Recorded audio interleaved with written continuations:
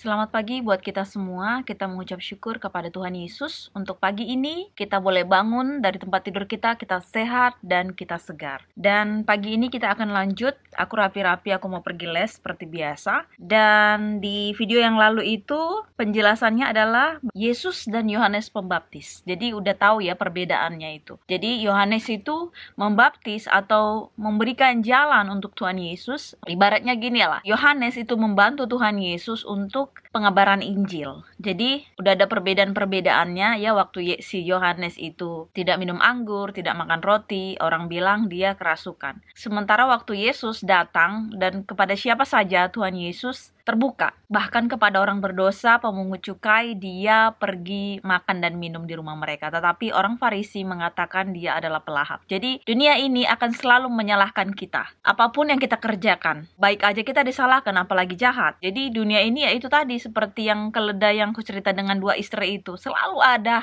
kesalahan, selalu ada kurang, selalu ada ini, selalu ada itu. Itulah dunia ini. Tetapi kita harus tidak terkecoh dengan itu. Kita tetap harus yakin sepenuhnya, kita tetap percaya dengan Tuhan kita, Tuhan yang hidup. Kita serahkan semuanya kepada Dia, karena Dia adalah hakimnya. Dia adalah Tuhan kita, bukan orang lain. Jadi boleh-boleh saja kita dengar mereka ini segala macam, tapi kita tidak berpatokan dengan mereka ya. Kita lanjutkan firman Tuhan untuk pagi ini. Kita berdoa. Bapa di surga, terima kasih Bapa untuk pagi ini. Engkau bangunkan kami Bapa dalam keadaan sehat. Bapa, Engkau sungguh baik dan amat baik kepada kami. Engkau menyehatkan kami Bapa, terutama bagiku sendiri Bapa. Terima kasih untuk kesehatan ini. Terima kasih untuk badanku segar Bapa, dan Engkau kiranya memberkati juga orang-orang yang menonton video ini dimanapun mereka berada. Kalau mereka dalam masalah atau sedang sakit, kiranya ya Tuhan Engkau juga menyembuhkan mereka sama seperti Engkau menyembuhkanku. Terima kasih Bapa, sempurnakan doa anak-anak-Mu di sini.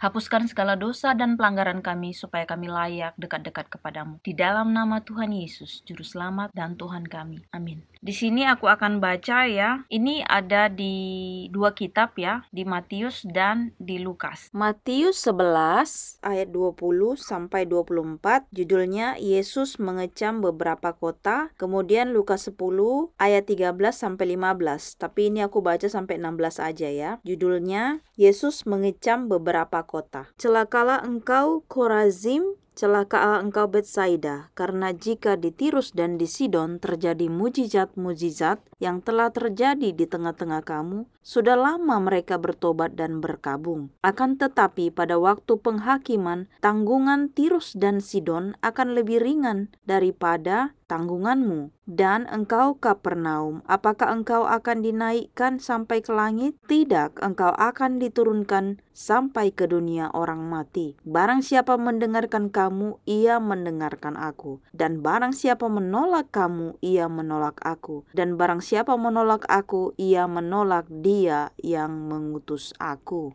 Jadi di sini dikatakan di Tirus dan Sidon ini kan ada mujizat-mujizat di mana Tuhan menyembuhkan banyak orang sakit dan mereka bertobat. Sementara di Korazim dan Betsaida di situ juga paling banyak dibuat Tuhan itu mujizat, tapi mereka itu nggak, gimana ya dibilangnya, nggak bertobat gitu loh. Makanya dibilang Tuhan seperti yang di video yang lalu juga, kalau pada penghakiman nantinya dosa-dosa dari kota tersebut akan lebih besar daripada dosa Sodom dan Gomora. Makanya kita bilang cepatlah kita bertobat. Tinggalkan semua hal-hal yang jahat. Jangan mengikuti si jahat, jangan. Jadi kita harus tahu siapa yang kita ikuti. Aku juga bersyukur ya kepada Tuhan, karena di mana Indonesia juga dilanda, mau disebut itu murtadin ke atau apa, itu terserah kalian ya. Yang pasti banyak orang Indonesia sekarang aku lihat di channel YouTube itu, mereka menyatakan imannya, percaya kepada Tuhan Yesus, di mana mereka itu bersuka cita menerima Tuhan Yesus. Yang tadinya mereka membenci Tuhan Yesus, yang tadinya mereka membenci kekristenan, yang tadinya mereka nggak suka dengar yang namanya penyalipan ya,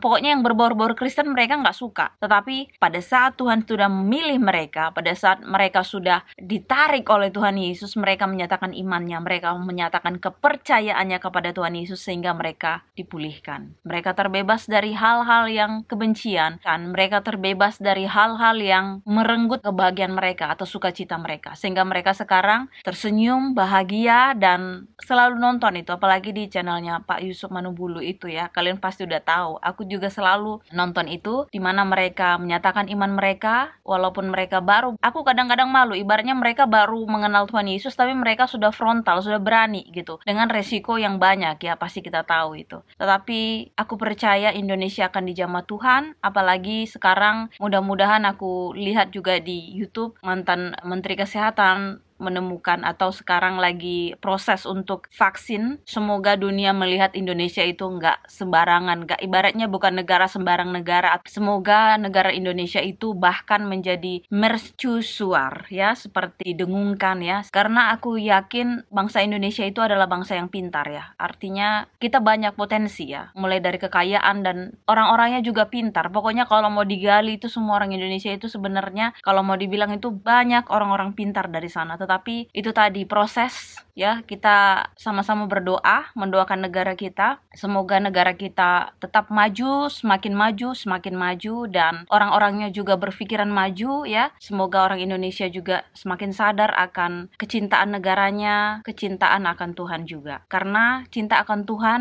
negaranya pasti akan diberkati, akan dipulihkan. Tuhan memberkati, kita berdoa. Terima kasih Bapa di sorga, untuk pagi ini Bapa, terima kasih untuk firman-Mu. Engkau mengingatkan kami akan kota kami, akan negara kami. Bagaimana ya Tuhan, supaya negara kami, negara Indonesia Engkau pulihkan. Kau berkati Bapa, dari mulai Presiden Bapak Jokowi dan jajarannya dan semuanya Bapa, dan perangkat-perangkatnya. Bapa, kiranya Engkau memberikan kebijaksanaan bagi mereka. Bapa, semuanya di tangan-Mu Bapa, apapun itu Bapa. Kiranya Indonesia ini menjadi negara yang maju, menjadi mercusuar bagi negara-negara lain. Kiranya kami juga bangsa Indonesia Bapa mendukung Bapa untuk hal-hal yang baik. Bapa di sorga, terima kasih untuk jamahan-Mu, dan biarlah Engkau juga memberkati keluarga kami di sana, teman-teman kami juga di Indonesia, supaya mereka juga Engkau berikan kesehatan, Engkau berikan kelancaran dan rezeki bagi mereka. Bapa, terima kasih untuk semuanya Bapa, berkat-berkat-Mu Tuhan. Engkau adalah Tuhan di atas segala Tuhan, Raja di atas segala Raja. Kami percaya Bapa, karena Engkau adalah pemilik dan khalik. Bapa, sempurnakan doa kami Bapa, hapuskan segala dosa dan pelanggaran kami, supaya kami layak Bapa dekat-dekat kepadamu. Kami berdoa di dalam nama Tuhan Yesus Juru Selamat kami. Amin.